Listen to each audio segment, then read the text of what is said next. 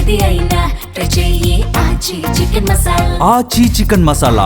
భారతీయ సంగీత ప్రపంచంలో మధురమైన స్వరంతో దశాబ్దాల పాటు రూతులగించిన ఆశా భోస్లే కన్నుమూశారు. భౌతికంగా ఆమె మనల్ని వదిలి వెళ్లిపోయినా ఎప్పటికీ చెరిగిపోని అద్భుతమైన పాటల రూపంలో మన గుండెల్లో ఎప్పటికీ సజీవంగానే ఉంటారు.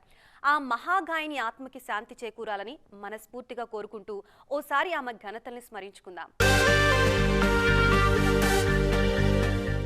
1933 సెప్టెంబర్ 8న జన్మించిన ఆశా భోస్లే 9 ఏళ్ల వయసులోనే తండ్రి దీనానాథ్ మంగేష్కర్ ని కోల్పోయారు. కుటుంబ పోషణ కోసం అతి చిన్న వయసులోనే మైక్ పట్టుకున్నారు. 1943లో మరాఠీ చిత్రం మాజూబాల్తో 10 ఏళ్ల వయసులోనే గాయనిగా కెరీర్ మొదలుపెట్టి ఎన్నో కష్టాలను దాటుకుని సంగీతాన్నే నమ్ముకుని అంచెలంచెలుగా ఎదిగారు ఆశ.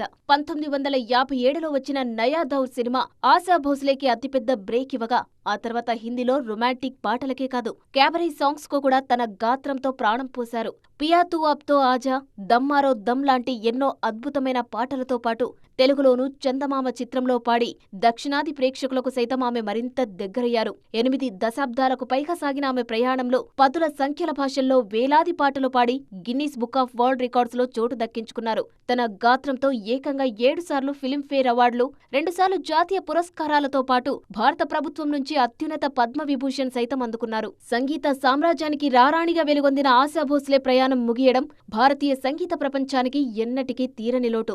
ఆమె స్వరం మూగబోయినా దశాబ్దాల పాటు కోట్లాది మంది సంగీత ప్రియుల మనసులను దోచుకున్నారు. ఆ మధురమైన పాటల రూపంలో ఆశా స్వరం ఎప్పటికీ చిరంజీవిగానే నిలిచిపోతుంది. ఆమె ఆత్మకు శాంతి కలగాలని మనస్ఫూర్తిగా కోరుకుందాం.